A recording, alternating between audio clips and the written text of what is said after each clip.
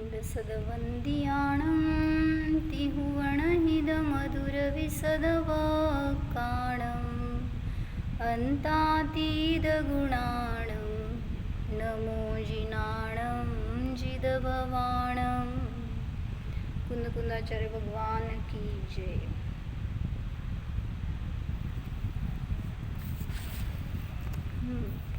पाच भावांविषयी आपण भरपूर एक्सप्लेनेशन बघितलं. किती? एक वर्षभर काय त्यापेक्षा जास्त झालं. तर त्याचं जीवनात आपल्याला उपयोग काय हे सुद्धा बघितलं. म्हणजे आपले परिणाम आपण कसे केल्यावर कुठल्या प्रकारच्या भावांमध्ये सहज ये जा करतो आपण, त्याच्या निमित्तात कशा रीतीने आसरव बंद होतो, हे सगळं वर्णन आपल्याला या पाच भावातून समजलं. तरी तो वर्णीजी काय घेते त्यातलं थोडंसं वाचते. भैया, जो औदैक भाव है उन पर ही इस मोही का विश्वास हो इतना ही नहीं है, किंतु औदैक जो बाह्य समागम है, धन वैभव जड़ संपदा, उन समागमों पर भी इसे बहुत विश्वास है. आपले औदैक भाव करतो ह्याच्यावर तर सोडा, पण जे काय समागम मिळालंय त्याच्यावर सुद्धा जास्त विश्वास जीवाचा. यह मनुष्य अपने इस जीवन से जीकर और बड़ी बड़ी संपदा इकट्ठी करके आखिर अंत में करेगा क्या? शायद कोई, म्हणजे एक तर औदैक भाव करतो त्याच्या निमित्तामध्ये क्लेश, आणि परत ते जे समागम गोळा केलेला आहे त्याच्या निमित्तात परत आसरवबंद. म्हणजे आपल्या परिणामांच्या निमित्तात तर आसरवबंद आहेच, परत त्या जे काय परिग्रह जोडलाय त्याच्या निमित्तात सुद्धा पुन्हा औदैक भाव करून दुःखाला प्राप्त होतो. शायद कोई यह कहे कि करेंगे क्या? अपने बच्चों के लिए सब छोड़ जाएंगे और वे बड़े आनंद से रहेंगे. अरे गुजर जाने के बाद तुम्हारे फिर कौन बच्चे हैं? अनंतानंत जीव है, उनमें ही अब शुमार है वे सब. म्हणजे तुमच्यासाठी सगळे अनंत जीव, जसं काल सांगितलं ना, सगळे जीव आपल्यासाठी अजीव आहेत. काय म्हणले? माझा जीव माझ्यासाठी प्रयोजनभूत आहे, माझा जीव सोडून अन्य सगळे जीव माझ्यासाठी अजीव आहेत हे सांगितलं होतं काल. का बरं? कारण माझ्या सुखासाठी, माझ्या मोक्षासाठी कोणाचंही प्रयोजन नाही, कोणी मला माझ्या मोक्षामध्ये वगैरे मदत करणारं नाही. जैसे और है तैसे ही ये रहेंगे. इस जीव को अपने आप के भावों पर जो आत्मलाभ का हेतुभूत है उस पर श्रद्धा नहीं है. कर्तव्य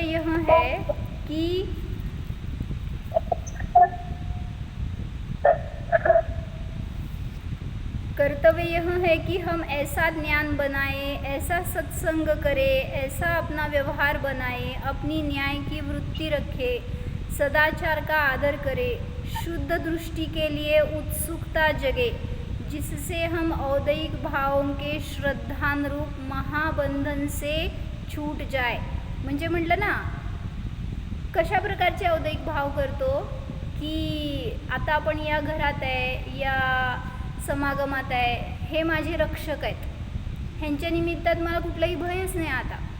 जसं मागं सांगितलं होतं ना, जर तुम्ही कुठं परगावी गेलाय किंवा समजा कुठं संकटात अडकलाय, जसं तो मुलगा असतो छोटा आणि मेले में खो गया, काय त्या म्हणायचं, जत्रेमध्ये हरवला, आणि त्याची नजर आता कोणाला शोधतीये हो? किती माणसं आहेत, माणसं दिसत नाही आहेत का रस्त्यावर? सगळी माणसं दिसत आहेत पण कोणीच दिसत नाही आहे. म्हणजे त्याची नजर शोधतीये त्याच्या इष्टांना, त्याच्या आप्तांना. आणि आता एकदा दिसले ते आप्त, कोणी आई दिसली, वडील दिसली, आता काय त्याचे भाव अजून भेटले नाहीत, अजून काय झालं नाही बोलणं वगैरे, पण जे काय पूर्वीचे औदैक भाव बघा आणि आत्ताच्या या समयातले औदैक भाव बघा, कोणाच्या निमित्तात कसे औदैक भाव झाले. म्हणजे सांगायचे की पूर्वी जे भयरूप औदैक भाव झाले होते म्हणा, कशाय झाले होते, ते सुद्धा आपण जोडलेल्या कोणाशी तरी परिणामाच्या निमित्तात, आणि पुन्हा जे काय आनंद झाला तो सुद्धा एक प्रकारचा मोह, ते सुद्धा एक प्रकारचे औदैक भाव. म्हणजे एक श्रद्धा नाही त्या औदैक भावामध्ये सुद्धा की हे माझं रक्षण करणार. म्हणून सांगतायत हम औदैक भावों के श्रद्धानुरूप महाबंधन से छूट जाए और अपने स्वरूप की ओर आ सके। ह्याच्यासाठी म्हणून तुम्ही शुद्ध दृष्टि के लिए उत्सुकता जगाओ। इन औदैहिक भावों का अज्ञानी जीव को बहुत विश्वास बना हुआ है, इतना विश्वास कि उसके मुकाबले में इसे गुरु वचन पर विश्वास नहीं है। ये शास्त्र, ये गुरु वचन बार बार समझाते हैं, तू यथार्थ स्वरूप की परख कर, उस और तू दृष्टि बना, वहाँ तुझे अद्भुत आनंद प्रकट होगा। यह बात सुन ली जाती है और चूंकि लोक में ऐसा व्यवहार चल रहा है कि धर्म की बात यदि कहे सुने तो उसमें बड़प्पन साबित होता है, उस बड़प्पन को रखने के लिए धर्म के नाम पर ये चर्चाएं भी कर ली जाती है और सुन ली जाती है, किंतु विश्वास बना है उस औदैहिक भाव पर। और म्हणजे म्हणायचा औदैहिक भाव कुठले आहे तो? हे शरीर म्हणजे मी पण एक औदैहिक भाव आहेत, मिथ्यात्व रूप, परत मी मनुष्य गतीवाला हे एक प्रकारचे औदैहिक भाव आहेत। म्हणून तर मग गुरूंचे सर्वज्ञांचे वचनसुद्धा आपल्याला तिथं विश्वासपात्र वाटत नाहीत, जेव्हा की शरीर तर माझंच आहे हे हा विश्वास ज्याला असतो, याच्यावर डिपेंड जो असतो त्याला, उस औदैहिक भाव पर। और यह चर्चा, ये धर्म क्रिया की बातें, ये सब मानसिक सुख बनाने के लिए की जाती है। जिस क्षण इस जीव को औदैहिक भाव पर हितकारिता का विश्वास न रहे और अंतरंग रुचि से देव शास्त्र गुरु पर श्रद्धान जगे, देव शास्त्र गुरु के स्वरूप पर, पद्धति पर इसका श्रद्धांजले, तो समझना चाहिए कि उस क्षण से इसके जीवन में प्रकाश उत्पन्न हुआ है। यही एक काम इस दुर्लभ मनुष्य जीवन को पाकर करने का है। बाहरी बातों में क्या रखा है? जे काय समागम मिळाला, शरीर मिळालं, त्याच्याविषयी एक गर्व वाटतो, माहीत आहे, एक अहम असतो, एक आनंद असतो त्याच्याप्रती। कुठले भाव आहेत ते? जे 8 प्रकारचे मद आहेत, ते 5 भावामध्ये कुठले भाव?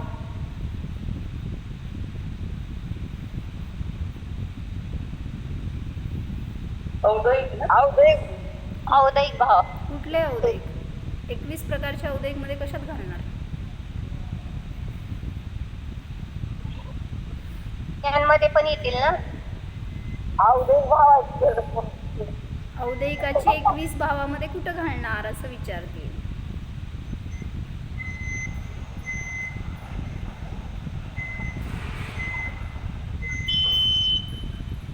चार गती, अज्ञान।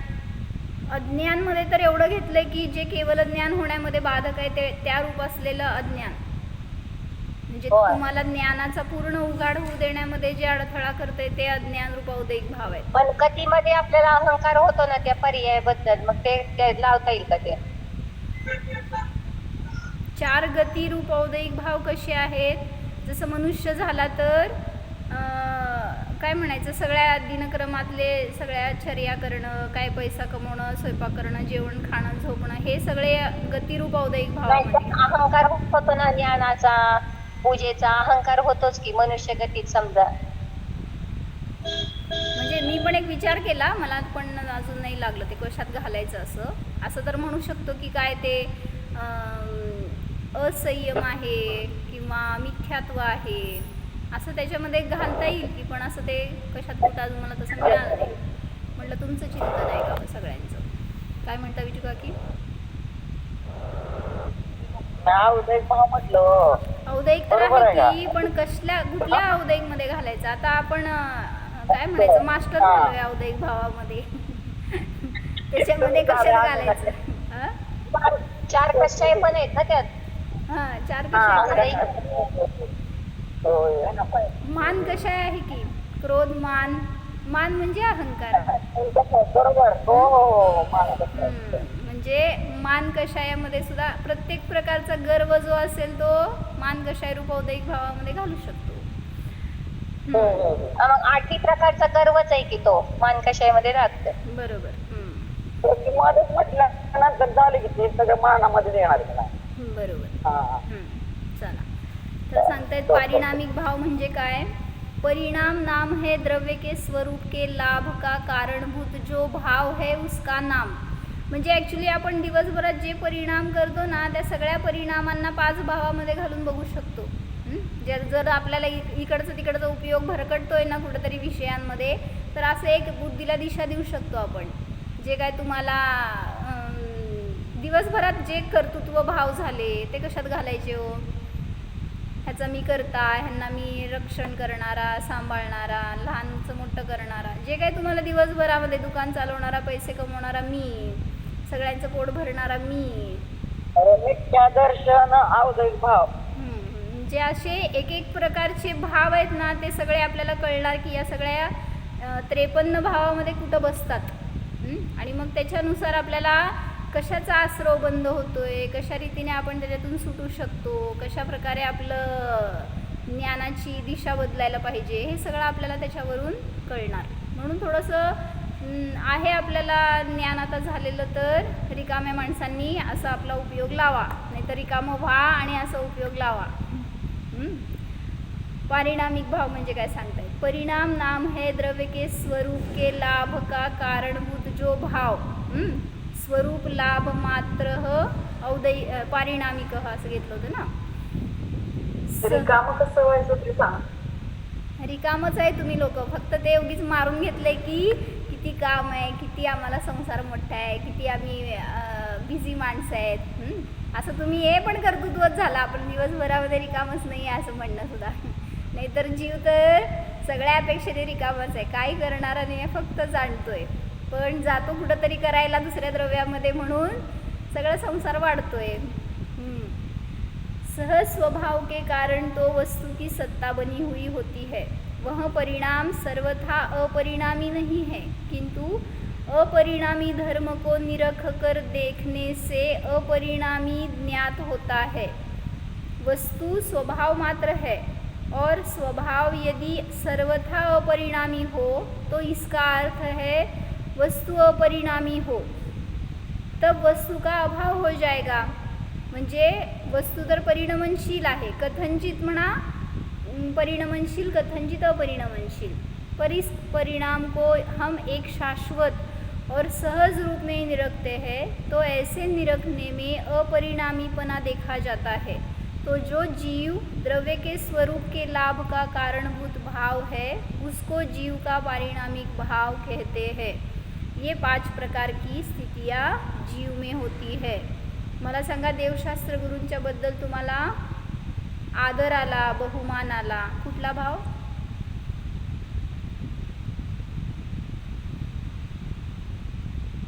असं तर तुम्हाला लय मी अभ्यास करायला देईन मग, असं विचार नाही तसंच तर अवदैविक भावाचा हा का राग भाव उत्पन्न झाला ना, प्रशस्त राग कसं घालायचं त्याला? कशात घालायचं? अहो बघ, प्रशस्त राग भावच आहे की. राग द्वेष कशात घालणार आहे तुम्ही? क्रोधमान मायालोभमध्ये? मिथ्यात्वमध्ये नाही, कशाला? देवशास्त्र गुरु बद्दल बहुमान येतोय, आदर येतोय. क्रोधामध्ये घालायचं अजून तेच चाललंय का? माझ ऐकूच ते नव्हतं काय. देवशास्त्र गुरु बद्दल आपल्याला आनंद होतोय, त्यांच्याविषयी आपल्याला आदर प्रगट होतोय, तर हे भाव कुठले झाले? नौकशामध्ये येत नाही का वृत्ती? येऊ शकते का नाही? नो कशा? शुभ भावच आहेत ना ते, शुभ भावच आहेत. हो की, मग 5 भावामध्ये कशात घालणार? औक्षमिक आणि ते भावच आहे. हा? काय म्हणताय?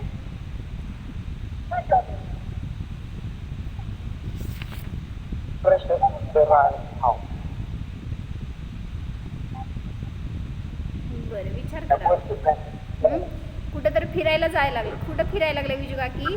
सतत फिरायचे भाव करतो, हे कुठले भाव सांगा?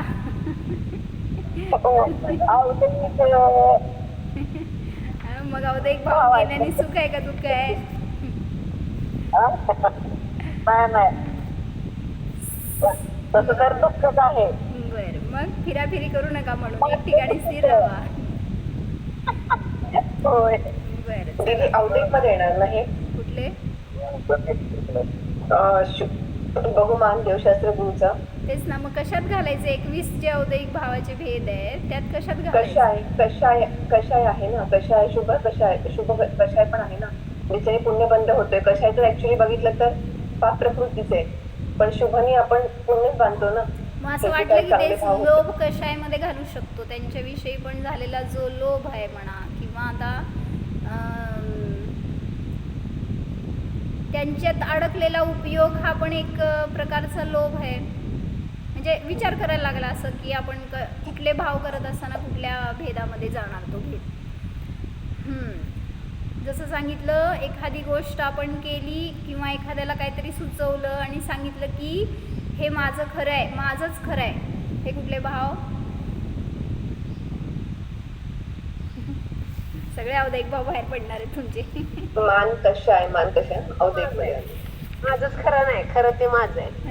नाही, माझं ते खरं म्हणलं तर कुठले भाव असे विचारते हो. तुमचं खरं म्हणलं कुठले भाव सांगा, जाऊ दे. ठीक आहे, असं आपण थोडंसं आपले परिणाम पडताळले तर आपल्याला हे सगळे 5 भाव समजून फायदा होणार. कर्मों के क्षयक्षम का निमित्त पाकर जो आत्मा में भाव होता है वह क्षयक्षमिक भाव है. इसमें कुछ निर्मलता है, कुछ मलिनता है. यह क्षयक्षमिक भाव प्रत्येक संसारी जीवों के पाया जाता है.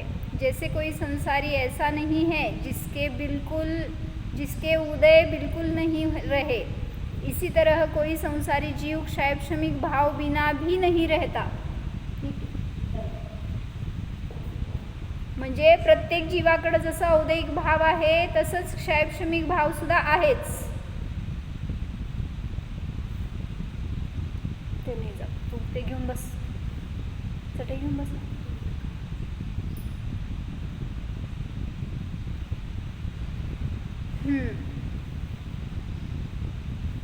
म्हणजे प्रत्येक संसारी जीवाकडे औदयिक भाव आहे तसंच क्षयक्षमिक भाव सुद्धा आहेतच. औक्षमिक भाव किसी में हो और किसी में नहीं होता. एखाद्याकडे असेल, एखाद्याकडे नसेल औक्षमिक भाव, पण औदयिक आणि क्षयक्षमिक भाव आणि पारिणामिक भाव तर प्रत्येक जीवाकडे आहेच. कोई विरला ही जीव अनंतवे भाग का ऐसा है जो औक्षमिक भाव पा लेता है. म्हणजे अनंत मिथ्यादृष्टी जीवांच्या मागं एखादा सम्यकदृष्टी जीव आढळतो, ज्याला प्रथम औक्षम सम्यक्त्व झालं असेल असा. औक्षमिक भाव बिना अनंतानंत संसारी जीव पड़े हुए हैं. कर्मों के क्षय से युक्त परिणाम का नामक क्षयिक भाव है, अथवा कर्मों के क्षय का निमित्त पाकर जो जीव में भाव उत्पन्न होता है उसे क्षयिक भाव कहते हैं. जैसे ज्ञानावरण के क्षय से केवल ज्ञान प्रकट होता है क्षय के निमित्त से, ऐसे ही दर्शनावरण के क्षय के निमित्त से केवल दर्शन प्रकट होता है. जितने भी अनंत भगवान के परिणमन है वे सब क्षयिक भाव है. क्षयिक भाव प्रकट होने के बाद तो अनंत काल तक ये परमात्मा ही रहेंगे. पारिणामिक भाव कहते हैं परिणाम से सहित भाव को, अथवा कर्मों के उदय उपशम क्षय क्षयक्षम की अपेक्षा न रखकर केवल जीव द्रव्य में आत्मलाभ का हेतुभूत जो भाव है उसका नाम है पारिणामिक भाव. म्हणजे जे कर्मनिरपेक्ष भाव आहे त्याला म्हणलं पारिणामिक भाव. औदयिक, औक्षमिक, क्षयक्षमिक और पारिणामिक, ये जीव के 5 गुण हैं. इन 5 गुणों में 4 तो उपाधि निमित्तक है. औदयिक भाव है तो कर्मों के उदय का निमित्त पाकर होते हैं. औक्षमिक भाव उपशम का निमित्त पाकर, क्षयिक क्षय का निमित्त पाकर, क्षयक्षमिक कर्म के क्षयोपशम के निमित्त से होते हैं. यद्यपि क्षयिक भाव निर्मल है और सद्भाव रूप निमित्त से नहीं होता, लेकिन म्हणजे कर्मांच्या सद्भावात नाही आहे तो भाव. काय सांगायले? क्षयिक भाव आहे तो कर्मांच्या सद्भावात नाही आहे, कर्मांच्या अभावाच्या निमित्तात. क्षय म्हणून म्हटलं कर्माच्या सद्भावात नाही. लेकिन कर्म संपले ना आणि प्रकट झाला. लेकिन इस भाव में जो क्षयिकता होता है वह नैमित्तिक है. काय सांगायला लागले? चांगलं वाक्य आहे. जे कर्मांच्या क्षयाच्या निमित्तात प्रगट होतं ते क्षयिक भाव आहे. तिथं कर्मांचा काय म्हणायचं सद्भाव नाही आहे, पण जी क्षयिकता परिणामात प्रगट झाली आहे ना, ती क्षयिकता, ती शुद्धता, ते उपादान कारण आहे. त्याला क्षयिक भाव म्हणायचं आहे. क्षय कर्मांकडे बघू नका. तसं सांगितलं होतं ना परवा एक दिवस. काय औक्षमिक भाव कशाला म्हणायचं, आळंदकर काकांनी घेतलेलं त्या दिवशी. असंच सेम तुम्ही काय म्हणता, कर्मांचा जेव्हा उपशम झाला त्याच्या निमित्तात जे काही भाव प्रगट झाले त्याला तुम्ही म्हणताय कर्मांच्या उपशमाचं निमित्तात झालेले भाव. मग हे औक्षमिककडे इकडं लक्ष जात आहे तुमचं, मळ दाबला तिकडं नाही बघायचं आहे, तर जी निर्मळता आहे ना परिणामामध्ये त्याला म्हणलं आहे औक्षमिक भाव. तसंच क्षयिक भावाविषयी पण सांगितलं, कर्मांकडे लक्ष देऊ नका, परिणामात विशुद्धी जी झाली आहे ना त्याच्यात ते उपादान कारण आहे म्हणून सांगतात त्याला नैमित्तिक म्हणलं. म्हणजे जीवानी इतके विशुद्ध परिणाम केले त्याच्या निमित्तात कर्म नष्ट झाले, कर्मांचा क्षय झाला. मग त्याच्या क्षयानंतर जीवाला भाव झाले असं नाही आहे. म्हणून निरपेक्षता बघा कर्मांची किंवा कोणाची गरज नाही आहे जीवाला. जे परिणाम करणार ते मी करणार आहे. निमित्ताकडे दृष्टी देत राहतो त्यामुळं कर्मातच अडकत राहतो. इसमें 4 परिणाम तो उपाधि निबंधनक है, किंतु स्वभाव निबंधनक परिणाम केवल एक है, वह है पारिणामिक भाव. आत्मा में आत्मा के ही सत्व के कारण जो सहज स्वभाव है उसका नाम पारिणामिक भाव है. इन 5 प्रकार के परिणामों में से जो पूर्व के 4 गुण है वे तो और भी भावों के लिए हुए हैं. म्हणजे त्याच्यामध्ये भेद आहेत असं सांगायचं आहे. स्वरूप भाव से और उपाधि भाव से इन 5 में भी अंतर है, पर उन 4 के और भी प्रभेद होते हैं. पारिणामिक भाव एक स्वरूप है, वह केवल एक सहज स्वभाव का संकेत करता है. सहज स्वभाव में कोई भेद नहीं पड़ता, वह भेद रहित है. इस प्रकार इस कर्तृत्व के अंतराधिकार में भाव का वर्णन किया. म्हणजे जीवाचे 5 भाव आहेत ते कर्माचे नाही आहेत, जीवाचे आहेत हे बघा, हे सांगायला लागले. म्हणजे आपण जातोय कुठं दोष द्यायला किंवा काय म्हणायचं पुरुषार्थ करायला, त्या कर्मात जातोय. पण कर्म नाही आहे किंवा बहिरंगामध्ये मिळालेला संयोगसुद्धा आपल्याला ते परिणाम करवत नाही. कोण करवतं? धर्म कोण करवतं आणि अधर्म कोण करवतं? घरात सगळे चांगले भेटले तर मी धर्म करणार, नाही भेटले तर कसं करणार मी? म्हणजे तुम्ही काय केलं, परसापेक्ष कधीच म्हणजे पराधीन नाही आहे धर्म, हे त्यांनी सांगितलं. त्याच्यातून स्वाधीन आहे परिणमन तुमचं. तुम्ही पुरुषार्थ करा तर तुम्हाला त्याच्यातून सुद्धा मार्ग मिळणार आणि तुम्ही बाहेर पडू शकता. काय म्हणताय?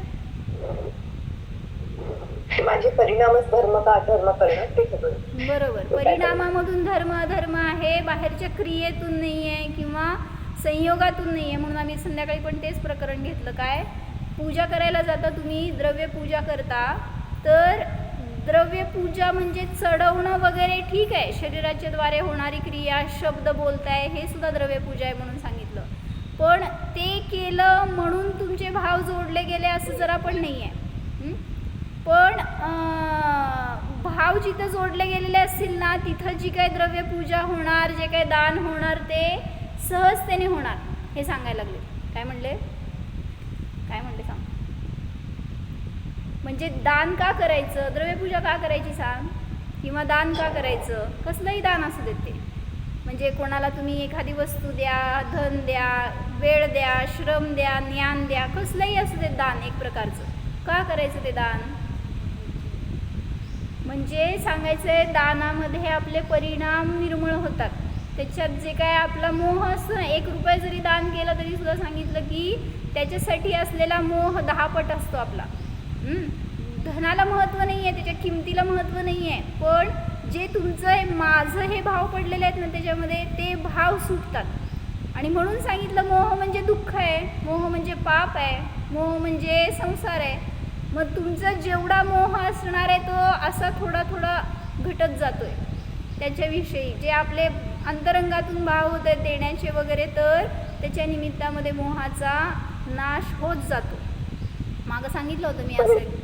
परिणामांची विशुद्धीच आहे ना. बरोबर आहे की.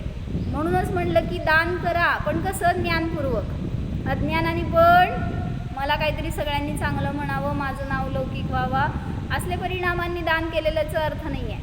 म्हणून मागं सांगितलं होते ना की आमच्या आजीची संलेखना चालू होती घरात असताना, त्यावेळेस माताजी उपदेश करायला येत होत्या आणि मग माताजींनी सांगितलं शरीरात वेदना होत्या, काय ना काय उदय चालले होते सारखे म्हणल्यावर तिला सांगितलं रोज प्रतिक्रमण करायचं, आपल्याजवळ पैसे ठेवा घेऊन आणि एक डब्बा ठेवा, काय वेदना झाली त्रास व्हायला सरळ घ्यायचं आणि उचलायचं घालायचं, सगळ्याचं प्रायश्चित्त म्हणून मी हे दान करतो. भलेही तुम्ही 1 रुपये घाला, 4-5 रुपये घाला, काय पण घाला, पण का घालायचं म्हणले मग असं सगळं दिवसभरातलं आम्ही सकाळी करतो की मंदिरात गेल्यावर दान. तर म्हणले की त्याच्या निमित्तात असणारा मोह सुद्धा आपल्या वेदनांचं कारण आहे. म्हणजे शरीराचा मोह आणि त्या धनाचा मोह, परत काय म्हणायचं आपल्या परिणामांचा पण मोह आहे एक प्रकारचा. ते माझे आहेत हा भाव आहे ना आपल्यामध्ये, हे धन माझं. म्हणून म्हटलं की जे काही दानाचे भाव झाले त्याच्या निमित्तात सुद्धा निर्मळता प्रगट होते, ओझं कमी होतं तुमचं. हो म्हणा, येऊ का सगळ्यांच्या घरी? अनुग्रहार्थम स्वस्यास्ति सर्गो दानम असं पण आलंय ना तत्वाचं. बरोबर आहे की म्हणजे तो अनुग्रह भाव पण आहे ना अंतरंगामध्ये, त्याच्याच निमित्तात तर दान होणार नाही तर. म्हणून माताजी तर नेहमी सगळ्यांना, कोण जरी प्रतिक्रमणाला आला तरी माताजींची हीच मुख्यता असते की तुमचे परिणाम अडकलेत ना, त्याच्या निमित्तात तो मोह आहे, ते ममत्व आहे, ते दुःख देत आहे. शरीर दुःख देत नाही तुम्हाला, रोग दुःख देत नाही, जो मोह आहे ना तो दुःख देतो. मग मी काल एक छान वाचलं होतं मोक्षशास्त्रमध्ये, त्यांनी विचारलं, हां बोल. मोह मिथ्यात्वाच्या नाशासाठी म्हणून ते दान करायचं का? असं नाही, आपल्या परिणामांच्या विशुद्धीसाठी. दुसरं काय आपण ते कर्मांना ठेवू शकत नाही आणि घालवू शकत नाही. आपल्या परिणामात जितकी विशुद्धी आहे तेवढं ते नष्ट होणार. मग मी मोक्षशास्त्रामध्ये काय वाचलं काल की जर तुम्ही असं म्हणता की शरीर भिन्न आहे आणि जीव भिन्न आहे, तर द्यावं मोक्षशास्त्र. तर त्याच्यामध्ये म्हणले जर असं वेगळं वेगळं आहे तर म्हणले सुई टोचवली शरीरामध्ये, टोचवली नाही टोचली तर का दुखते म्हणले? दुखायला नाही पाहिजे किंवा त्रास नाही व्हायला पाहिजे. त्याच्या निळ्या रंगाचा आहे, जाड. वेदना हा माझा स्वभाव आहे ना, वेदना नाही आहे ना, मग दुखायला नको आहे. शरीराबद्दलचा मोह, हां हे सांगितलं त्यांनी काल. शरीराबद्दलचा मोह आहे. हां बरोबर, चांगलं सांगितलं. 1 मिनटं मी वाचून दाखवते त्यांनी काय दिलं मोक्षशास्त्रमध्ये. 5व्या अध्यायात थोडंसं वर्णन चाललं होतं त्याचं.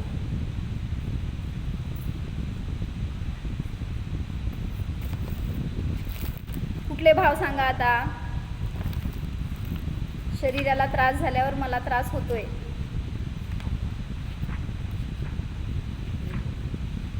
मिथ्यात्व, मिथ्यात्वरूप औदयिक भाव आहेत. मोह. हा नाही आहे दुसरं का की एकच आहे पुस्तक? नाही, माझं माझ्याकडे आहे तिकडं.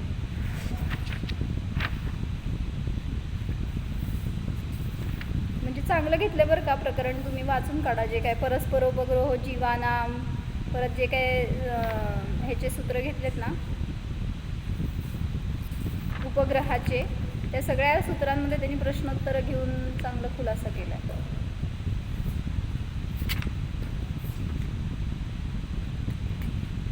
हां, निमित्त उपादान का कुछ भी नहीं कर सकता, मोक्षशास्त्रमध्ये 341 पानावर आलं आहे. निमित्त उपादानामध्ये काय करतो का नाही करत असं शंका करायची शंका आहे. थांबा जरा, थांबा. विद्वानांनी उत्तर देताना विचार करून उत्तर द्यावं. तुम्ही काय उत्तर दिला तर लगेच प्रश्न पुढे तयार आहे. निमित्त उपादान का, दीदी सूत्र नंबर सूत्र नंबर 20 आहे. तुमचा आवाज क्लिअर नाही आहे विजू काकी, ते गाडीमुळं. मी बोलते ऐका. निमित्त उपादान का कुछ नहीं कर सकता. निमित्त अपने में पूरा पूरा कार्य करता है, उपादान अपने में पूरा पूरा कार्य करता है. यह मानना कि निमित्त परद्रव्य का वास्तव में कुछ असर प्रभाव करता है, सो 2 द्रव्यों को एक मानने का निर्णय है. म्हणजे असत निर्णय होगा अगर ऐसा मान लिया की निमित्त उपादान का कुछ करता है, त्यामुळं निमित्त स्वतंत्र आहे आणि उपादान स्वतंत्र आहे म्हणून प्रश्न विचारलाय. रामजी बहनचा आहे बरं का असलं तर बघा प्रश्न. निमित्त उपादान का कुछ भी नहीं कर सकता तो सुई शरीर में घुस जाने से जीव को दुख क्यों होता है? सुई को दुख क्यों नहीं होता? जीवाला का दुःख होतो? शरीराप्रती असलेलं एकत्व येते. हां, म्हणजे तुम्ही असं म्हणताय की जर असं कोण म्हणलं असतं की सुईमध्ये जीव नाही आहे, मग शरीरात तर कुठं जीव आहे हो? मग सुई कुठं टोचली? जीवात टोचली का शरीरात टोचली सांगा आता?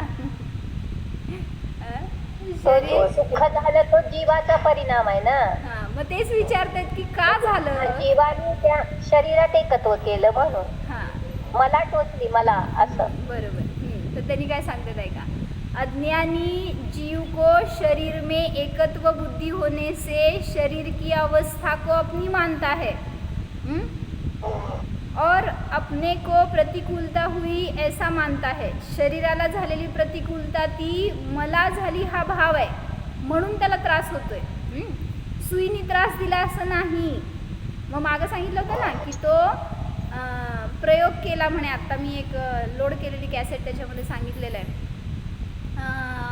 कोणीतरी सायंटिस्ट होते आणि त्या सायंटिस्टना काहीतरी एक एक्झामिनेशन करायचं होतं त्यांच्या मानसिक कसे विचार बदलतात लोकांचे किंवा त्याचा प्रभाव कसा होतो जीवावर हे बघायचं होतं त्यांना. मग त्याच्यासाठी त्यांना एक माणूस पाहिजे होता ज्याला की त्यात मरण आलं तरी पण त्यांना काय त्रास होऊ नये असं. मग त्यांनी गेले का राजाकडं. राजाने एकाला मृत्यूदंड दिला होता. त्याला हँग टिल डेथ करणार होते किंवा काय म्हणायचं नाही इलेक्ट्रिक शॉक देऊन त्याला मारणार होते असं त्याला सजा होती बरं का राजाकडून. म्हटल्यावर ह्या सायंटिस्ट लोकांनी म्हटलं की तुम्ही त्याला असं तसं मारणार आहे. म्हणले आम्हाला प्रयोग करायचा आहे, मग त्याला आमच्याकडं द्या. मग त्या माणसाला म्हणले हायर केलं ह्यांनी सायंटिस्ट लोकांनी आणि त्यांना सांगितलं की तुला इलेक्ट्रिक शॉकनी मारणार होते ते तुला दंड होता, पण आम्ही फक्त तो दंड बदलला आहे आणि काय केलं आहे तुला सर्पदंशाने मारलं जाईल. म्हणजे तुझी शिक्षा अशी कन्वर्ट केली आहे फक्त. कशाने मरणार तू? सर्पदंशाने मरणार. मग आता त्याचं दिवस ठरला, वेळ ठरली, सगळं झालं. 2-3 दिवस मध्ये गॅप होता. त्याच्या डोक्यात विचार काय असं तसं मरणारच आहे तर त्यांचं हे शिक्षा फक्त त्यांनी अशी केली आहे. त्यामुळे त्याचं एक मेंटली तयार झाला होता की सर्पदंश होणार आणि मी मरणार. आता तो दिवस उजाडला. त्याच्या डोळ्यावर पट्टी बांधली, हातपितं बांधले त्याची आणि त्याला काय केलं फक्त 2 टोकदार सुयांनी टोचलं आणि काय झालं तुम्ही सगळे मेला काय? तो मेला कारण साप चावला असं त्याची म्हणजे ऍक्च्युली त्या प्रयोगातनं तो सक्सेसफुली जिवंत राहिला असता. म्हणजे काय म्हणायचं त्या राजाच्या तावडीतनं सुटला, त्या दंडातनं सुटला, उलट जीवन मिळालं असतं. पण मारलं कोण हो त्याला? शरीर माझं, शरीराला जे दुःख ते मला दुःख. त्या शरीराला सापाने चावलंय म्हणजे मलाच चावलंय आणि त्याच्याने मी मरणार. बस या भावनेने त्याच क्षणी मेला. आता त्याचं पोस्टमार्टम मध्ये काय निघणार हो? म्हणजे सांगायचं आहे असं की त्याला कोणी चावलं नव्हतं तरी पण तो मेला. तसं आपल्याला कोण चावलंय हो? मोहानी चावलंय. हे शरीर माझं आहे ना. ऐसी ममत्व बुद्धि के कारण दुख होता है. काय वाचते परत एकदा. अज्ञानी जीव को शरीर में एकत्व बुद्धि होने से शरीर की अवस्था को अपनी मानता है और अपने को प्रतिकूलता हुई ऐसा मानता है, और ऐसी ममत्व बुद्धि के कारण दुख होता है, परंतु सुई के प्रवेश के कारण दुख नहीं हुआ है. मुनियों को उपसर्ग आने पर भी निर्मोही पुरुषार्थ की वृद्धि करता है. निर्मोही जो जीव असतो तो पुरुषार्थ करून आपल्या परिणामांमध्ये वृद्धी करतो, दुःखी होत नाही.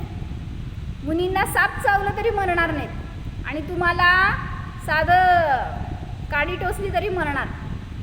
का? विचाराने जोडला गेला आहे ना त्याच्याशी, आणि त्यामुळं मला दुःख, त्याच्याने माझं मरण, हे भावच तुम्हाला मारतात. केवली तीर्थंकरों को कभी और किसी प्रकार उपसर्ग नहीं होता. ज्ञानी को निम्न भूमिका में अल्प राग है. वह शरीर के साथ एकत्व बुद्धि का राग नहीं है, परंतु अपनी सहन शक्ति की कमजोरी से जितना राग हो उतना ही दुख होता है. सुई से किंचित भी दुख होना मानता नहीं है. जो ज्ञानी आहे तो शरीराची, त्याच्या अजून चारित्र्य मोहाचा जेवढा उदय आहे, सत्व आहे, तेवढ्या अपेक्षेने त्याला राग आहे शरीराशी, पण त्या सुईनी मला त्रास दिला हे भाव त्याचे नसतात. म्हणजे मिथ्यात्वीची आणि सम्यक्त्वीची परिणती बघा, हे सांगायचं त्याच्यातून. विशेष ऐसा समझना चाहिए कि सुई और शरीर भिन्न भिन्न द्रव्य है. सुई का शरीर के परमाणुओं में प्रवेश नहीं हो सकता. जरी शरीराला टोचली म्हणताय ना, तरी सुद्धा सुई शरीराला स्पर्शही करत नाही, हे सांगाले. एक परमाणु दूसरे को परस्पर चुंबन भी नहीं करते, तो सुई का प्रवेश शरीर में कैसे हो सकता है. सचमुच तो सुई का शरीर के परमाणुओं में प्रवेश नहीं हुआ है. दोनों की सत्ता और क्षेत्र भिन्न भिन्न होने से आकाश क्षेत्र में दोनों का संयोग हुआ कहना यह व्यवहार मात्र है. सुई कुठं गेली सांगा आता मला, शोधून काढा कुठे गेली सुई. टॉर्च घेऊन. म्हणजे सुई आकाशातच होती, आकाशातच गेली, फक्त तुम्ही म्हणताय शरीरात घुसली, पण शरीराला सुद्धा ते स्पर्श करू शकत नाही. क्षेत्र से क्षेत्र का परिवर्तन. हां, म्हणजे फक्त त्या आकाशातल्या क्षेत्रातच आहे, पण आपण मानतोय काय, माझ्यात घुसली आणि त्यामुळं त्याच्याने मला त्रास आहे, दुःख आहे. मग ही मान्यता बदला तर हे औदैहिक भाव आपल्याला त्रास देणार आहेत. शरीर माझं, शरीराचं सुखदुःख माझं, हे भाव त्रास देणारे आहेत. म्हणून औदैहिक भावाला संसाराचं कारण म्हणलं. आणि जे त्यापासून भिन्न जाणणार आपण की शरीर भिन्न आहे, म्हणूनच दिवसभरात सगळ्या क्रियांमध्ये ह्याचं भाव वासन ठेवा की सगळं करत असताना सुद्धा मी करणारा नाही आहे, जाणणार आहे. स्वयंपाक करताना काय विचार करते, कोण आहे घरात, मीच करते. मग जिथं कर्तृत्व आलं तिथं नियमाने दुःख भोगावं लागणार. म्हणून सगळं होतंय, मी फक्त त्याच्यामध्ये एक निमित्त आहे. एवढे भाव ठेवलं तर कोणी चांगलं म्हणलं तरी हर्ष होणार नाही, आणि कोणी काय केलं आहे तसलं स्वयंपाक असं म्हणलं तरी सुद्धा दुःख होणार नाही. आणि सगळा संयोग आपण मागितलेला असतो, आपल्याच परिणामांचं फळ असतं. म्हणून फक्त त्याची निर्जरा करायची वर्तमानामध्ये. त्याच्यामध्ये आकुलता केली तर तो संयोग आपल्याला भवाभवात त्रास देणार. म्हणून सांगितलं, आपल्याला घरामध्ये राहतोय तर सगळ्यात जास्त परीक्षेची वेळ आहे. म्हणून तिथं जेवढं जास्त तुम्ही आपला उपयोग सांभाळू शकता तेवढं कल्याण आहे. हो, जाणा. परमपारिणामिक भाव स्वभावाला जाणा.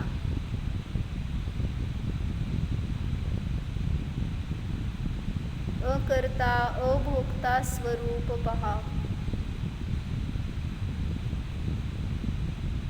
शरीरापासून भिन्न जीव जाणा.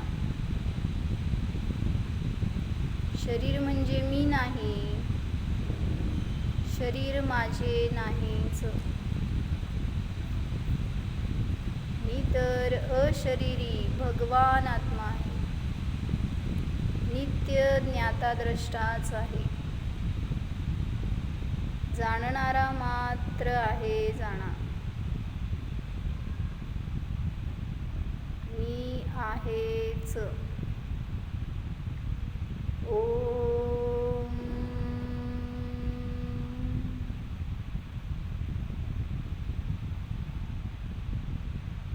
विसर्जन. नमो हरी.